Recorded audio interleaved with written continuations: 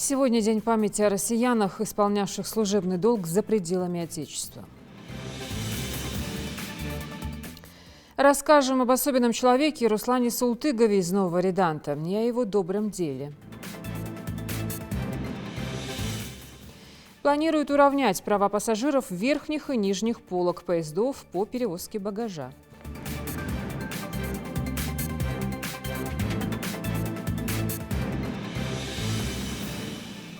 Здравствуйте, это новости 24. Сегодня день памяти россиян, исполнявших служебный долг за пределами Отечества. 15 февраля 1989 года завершился вывод советских войск из Афганистана. Дата напоминает о более 14 тысячах советских солдат и офицеров, не вернувшихся с той войны. На мемориале памяти и славы почтили павших, прочитали дуа и возложили цветы. Эти цветы к монументу памяти погибшим при выполнении интернационального долга от некогда боевых товарищей, как символ безграничного уважения к их подвигу, героизму и самоотверженности. Застыли на этой стеле имена 12 сыновей ингушского народа, не задумываясь, отдавших свои жизни в ходе выполнения боевых задач в Афганистане, среди которых и Юнус Бачалов. Ему было 19, когда его забросили в горячую точку, вспоминает сослуживец нашего героя Руслан Тумгоев. Там, вдали от своей малой родины, выступая против отряда вооруженных оппозиций. Он погиб за месяц до демобилизации. Это был очень жизнерадостный, здоровый, таких людей называют элитой нации. Это был такой очень хороший парень. И останься он в живых, я уверен, что он принес бы очень много пользы и своим родным, и республике. Светлый человек, очень светлый, доброжелательный, добрый, участливый. Ему было 19 лет, он призывался со станицы Орджоникидзевской, насколько я помню. Сейчас его родные братья живут в городе Карабулак. Его именем названа улица в городе Карабулак. Воины-интернационалисты, более полумиллиона советских солдат и офицеров почти 10 лет противодействовали вооруженным группировкам-оппозиционерам, охраняли важные промышленные предприятия и объекты инфраструктуры. И вот в марте 1988 года начался поэтапный вывод войск из Афганистана в соответствии с подписанными за месяц до этого Женевскими соглашениями о политическом урегулировании. Тогда СССР обязался вывести весь контингент за 9-месячный срок. 15 февраля 1989 года, в день вывода последней колонны советских войск, запечатлены исторические кадры.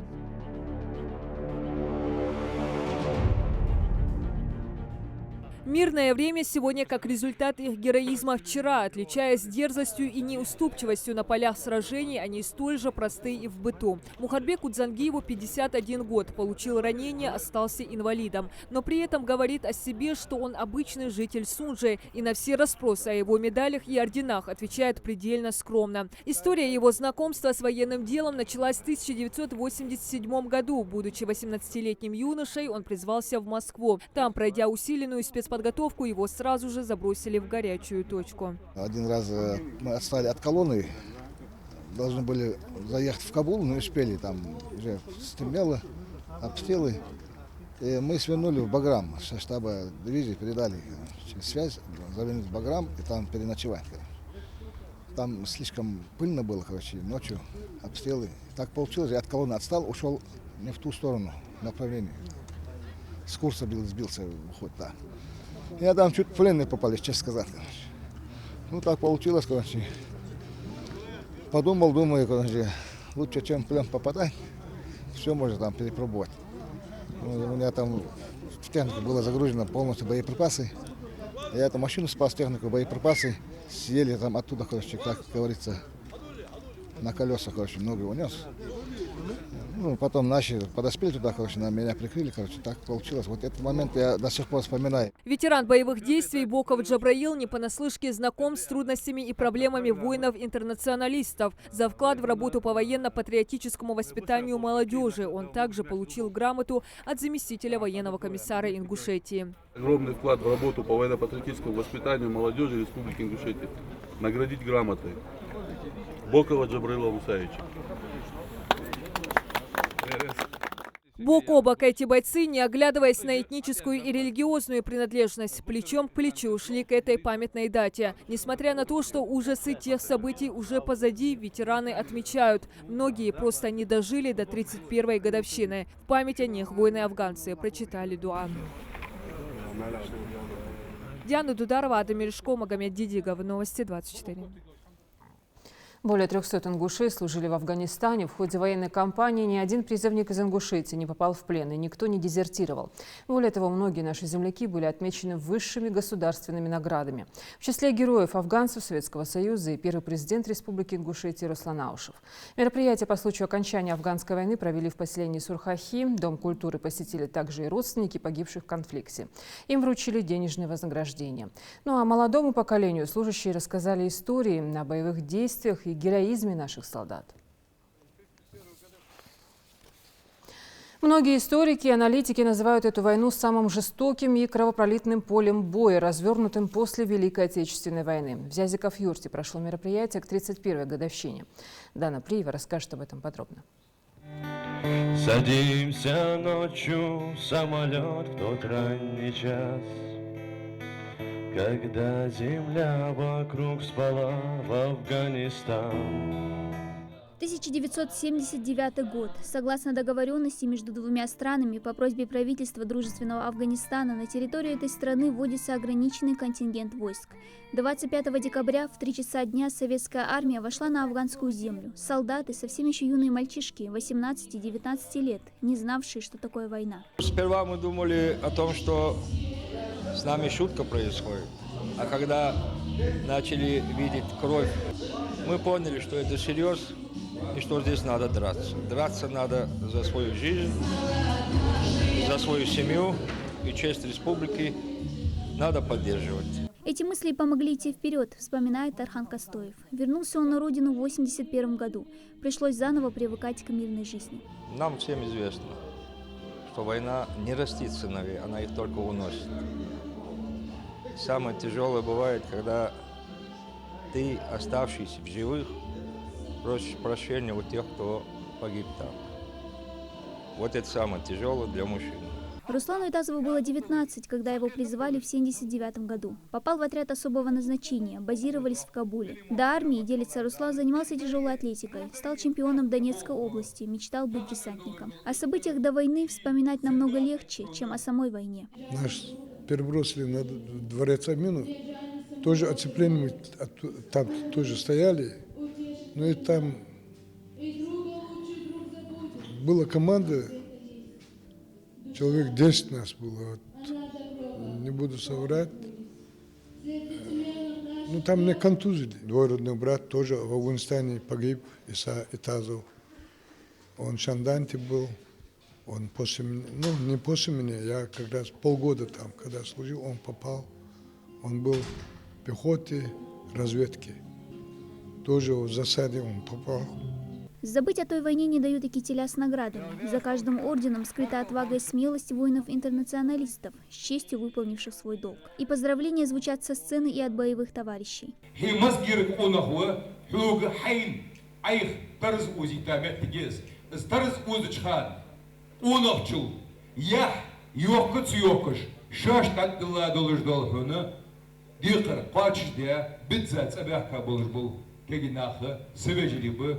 Со царцание дал латыш тигечон шиншера хан цавенуа со аз ваки си ваки жварфт си аз яхцы ёк жёлш кегине ахтоба иркеси халара цо ваки уаз. Вы посмотрите на этих ребят, на их поступь, на их героическое прошлое. Ведь им в среднем было по 18, по 20 лет. Это только начало было жизни юноши и война. Это просто несовместимо. Я хочу сказать спасибо родителям, которые воспитали своих сыновей. Благодарю всех, кто в эти дни, уважая воинов-афганцев, воздает им должное. Этим людям я бы хотела пожелать здоровья, какого-то душевного спокойствия и радости жизни. Мне очень хотелось бы, чтобы эти люди провели свою жизнь, да, вот оставшиеся годы своей жизни как-то спокойно, красиво и вот с душевной гармонией. Сегодня идет уже 31-й год со дня вывода советских войск из Афганистана. Конфликт длился для советского народа 10 лет. И неспроста в этом зале собралось много молодых ребят. Именно для них важно посещать подобные мероприятия, чтобы подрастающее поколение знало о своих героях. Пожелать, чтобы они старших слушали, старших уважали, вели себя хорошо, отлично, чтобы спортом занимались, чтобы достойно. Ни один ингуш вот во время этой афганской войны, ни один ингуш не попал в плен, не дезертировал. 15 февраля 1989 года территорию Афганистана покинула последняя колонна советских солдат. Война закончилась большими потерями для страны. Около 15 тысяч погибших, сотни раненых. Воины-интернационалисты – это люди, вместе прошедшие через горе и утраты, не оглядываясь на национальную и религиозную принадлежность. Бойцы, которые шли бок о бок долгие 10 лет. А наша с вами задача – не забывать о них. Дана Плиева, Магомед Белакиев. Новости 24. В правительстве прошел семинар-совещание под председательством исполняющего обязанности первого вице-премьера Михаила Елезова по государственной кадастровой оценке. Участие в круглом столе приняли главы муниципалитетов, органы регистрации и кадастрового учета, представители исполнительной власти Севастополя, представители Чечни, Дагестана, Кабардино-Балкарии. Репортаж Тамары Хашигульговой. Кадастровую оценку по новым правилам в 2018 году из 85 регионов страны провели только 35 субъектов, в том числе и наш регион. О проведенной оценке объектов капитального строительства рассказал директор Центра технической документации и кадастровой оценки республики. У нас анализ проводился в отношении порядка 125 879 земельных участков. В 2019 году такую работу провели землями лесного и водного фонда, а также промышленности. Оценка в этой сфере продолжается и по сей день. В текущем году на основании распоряжения правительства Республики Ингушетия учреждение проводит работы по государственной кадастровой оценке земель сельскохозяйственного назначения, объектов капитального строительства, зданий, сооружений, объектов незавершенного строительства, помещений, машиномест, единого недвижимых комплексов. В отношении 5597 сооружений и 654 объекта незавершенного строительства также будет определена кадастровая стоимость. До настоящего времени в отношении таких объектов недвижимости кадастровая стоимость не рассчитывала, в связи с чем они не являлись объектом налогообложения. Определение справедливой кадастровой стоимости – одна из первоочередных задач, стоящая перед регионами в рамках ежегодного послания президента России. Отметил это в своем докладе и председатель ассоциации АБУКа Искандер Мельдебеков, где рассмотрел актуальные вопросы государственной оценки. Так как административного веса бюджетных учреждений недостаточно, чтобы собирать вовремя и в полном объеме всю необходимую для оценки информацию. Вторая проблема распространенная – это малое количество сотрудников бюджетных учреждений и отсутствие квалифицированных кадров. И последнее – это отсутствие современных программных обеспечений по кадастровой оценке, автоматизирующих всю деятельность бюджетных учреждений, и недоработанная методика по кадастровой оценке. В режиме круглого стола своим опытом оценки поделились и приехавшие из других регионов специалисты. Так о методологическом и техническом обеспечении процесса государственной кадастровой оценки в Севастополе рассказал Олег Макрушин, директор ЦГКО. Такую схему и всем рекомендую бюджетным учреждениям пользоваться. Это весь перечень объектов недвижимости, которые приходят к нам на оценку, разбивать по 4 направлениям. Новые объекты, объекты с изменившимся кодом видов разрешенного использования, объекты с изменившейся площадью и так далее. То есть и для каждой группы таких объектов предполагается свой алгоритм действий, на выходе из которых мы, бюджетное учреждение, получаем 3 документа. Из них 2 это специальный XML-файл, который передает в реестр. Далее в ходе совещания обсудили межведомственное взаимодействие с муниципальными властями и анализ налоговых поступлений при актуализации кадастровой оценки, а также эффективность проводимой работы. Ну а подводя итоги семинара совещания, исполняющий обязанности первого заместителя председателя правительства республики поручил разработать ряд рекомендаций, учитывая опыт, накопленный другими регионами, чтобы кадастровая оценка объектов недвижимости в Ингушетии проходила на должном уровне. В завершении встречи гостям вручили благодарственные письма и памятные подарки. Тамара Хашагульгова, Хамзат Халухоев, Новости 24. Министерство транспорта России планирует уравнять права пассажиров верхних и нижних полок поездов по перевозке багажа. Соответствующий документ опубликован на федеральном портале проектов нормативных правовых актов. В нем сказано, что если в вагоне есть нижнее или верхнее место для размещения ручной клади, то пассажиры, независимо от места, которое они занимают, имеют равные права на их использование. Напомним, что согласно действующим правилам, размещение багажа под нижним местом у пассажира с нижней полки на верхней полке с верхней соответственно. Удивительный человек Руслан Султыгов. Про него странно говорить, что он прикован к инвалидному креслу. Мужчина полон сил, занимается фермерством в тех масштабах, которые позволяет его бюджет. На заработанные деньги делает людям добро. Абсолютно бесплатно ремонтирует инвалидные коляски. Заказов много. Об истории, которая покоряет, расскажет Тамара Хашагульгова. День только начался, а Руслан Султыгов уже вовсю трудится в своей импровизированной мастерской. На время холодов ею служит обычная кухня. Инвалидные коляски привозят со всей республики, ведь слава о мастере разошлась далеко за пределы родного села. Руслан,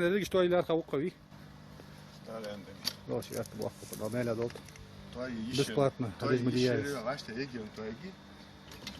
революционный центр, коляски. Тормоза, колеса, подшипники. В современных условиях срок их службы невелик, особенно если еще владельцы колясок неправильно их эксплуатируют. Мужчина настоящий альтруист, работает не за деньги. Ведь он, как никто другой, понимает тех, кто ограничен в возможностях. С инструментами помогают друзья и знакомые, а детали берет от старых колясок, которые уже невозможно починить. Проблема в том, что не своевременно смазывают, можно сказать, вообще не смазывают. Подшипники надо смазывать. Хотя бы месяц-два один раз можно. 2-3 месяца один раз, если ее смазать, подшипники будут работать долго. Иногда заржавевшие бывают подшипники. Приходится менять. И в основном проблемы. И сидушки тоже, они матерчатые, они разъедаются, ломаются. Сидушки тоже приходится менять. В основном вот такие проблемы. Любовь к технике у Руслана с детства. Он помнит, как еще шестиклассником разбирал и собирал мотоцикл. Тогда и не думал, что это пригодится ему спустя годы. Заказов у мастера хватает. 1-2 коляски в день стабильно, иногда больше. Привозят отовсюду. К тем, кто не может приехать самостоятельно, он выезжает сам. Благо, проблем с этим нет. Обращаются, звонят. Вот буквально перед Новым годом с Карбулака женщина звонила, выезжал туда, привез коляску, сделал. Там подшипники у него были сломаны и сделал, отнес. Мастер-энтузиаст в коляске уже почти 30 лет. Когда-то Руслан был обыкновенным юношей. Отслужил в армии, уехал в Тюмень. Начал зарабатывать на пару с братом. Впереди было много планов, но в 22 года его жизнь поделилась на до и после. Он заступился за земляков, получил ранение в позвоночник. После этого были долгие годы реабилитации и принятия себя. Руслан не захотел сидеть сложа руки, решил помогать другим, чинить коляски. А еще занялся фермерством. Сначала был крупнорогатый скот, потом куры и, наконец, гуси. Сейчас это его основной заработок и, можно сказать, дело жизни. С Прохладного привез гусей подрощенных и вырастил их. Осенью реализовал. Кредит все в сельхозбанке взял 100 тысяч. Вот так у меня начало пошло вот так вот. Построил я отапливающая ферма на 2000 голов. Здесь я раньше держал кур, сейчас в плане гуся держать здесь. Сейчас в задумках у фермера расширить хозяйство. Он планирует увеличить поголовье птицы. Для этого и помещения почти достроены. А еще Руслан хочет открыть полноценный цех по ремонту инвалидных колясок. Тамара Хашагульгова, Адам Далаков, Новости 24. Известные экстремалы России в эти дни покоряли горные вершины Джейрахского района. Напомню, в Ингушетии проходил чемпионат страны по альпинизму в техническом классе. Наша республика принимала его уже в 3-й раз. В этом году для скалолазов создали дополнительные условия. Появились новые альпинистские маршруты наивысшей категории сложности.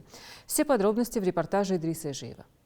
Все команды успели совершить по нескольку восхождений, которые войдут в итоговый зачет турнирной таблицы. По предварительным данным, лидеры чемпионата – это команды из Красноярска и Петербурга.